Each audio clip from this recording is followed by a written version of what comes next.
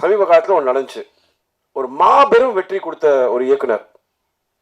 அதுக்கு முந்தின படம் வந்து நான் அவரோட முந்தின படம் பார்த்து ரசித்து அவர் கூட ஒர்க் பண்ண போனேன். 8 மணி கால் ஷீட்னாங்க. நான் வழக்கமாக 7:45 7:30 இருப்பேன். லொக்கேஷன் சார்ஜஸ் மட்டும் 10 லட்சம் ரூபா வெளிநாட்டில். 3:30 மணி சாயந்தரம் வந்தார். 7 o'clock 6:30 இருப்பார். That's the commitment, dedication. Sir அவ்வளோ அமைதியாக இருக்கான்னு பார்த்து ஏமாறாதீங்க. சுனாமிக்கு முன்னாடி ரொம்ப அமைதியாக இருக்கும். சத்தியமாக என்னால் முடியவே இல்லை சார். பிரேக்கே கொடுக்க மாட்டார். ஓட்டம் ஓட்டம் ஓட்டம் ஓட்டம் ஓட்டம்.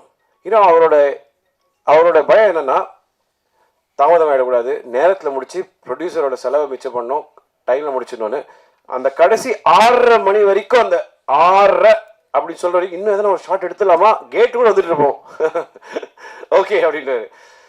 அதாவது இந்த கடைசி நிமிஷத்து வரைக்கும் வேலை செய்யணும்னு ஆசைப்படுறாரு. I really appreciate people. யாராவது இந்த மாதிரி வேலை செய்யணும்னு ஆசைப்படுறாங்க பார்த்தீங்களா? You should encourage. And I'm glad sir, அவரோட இந்த கனவுல நான் இருந்திருக்கேன். ரொம்ப சந்தோஷப்படுறேன். நான் என்றைக்குமே எனக்கு தெரிஞ்ச சினிமா தான். எனக்கு எழுத படிக்க தெரியாது, படிப்பு ஏறல, டிகிரி முடிச்சிட்டேன். பட் எனக்கு சினிமா தவிர்த்து எதுவுமே தெரியாது.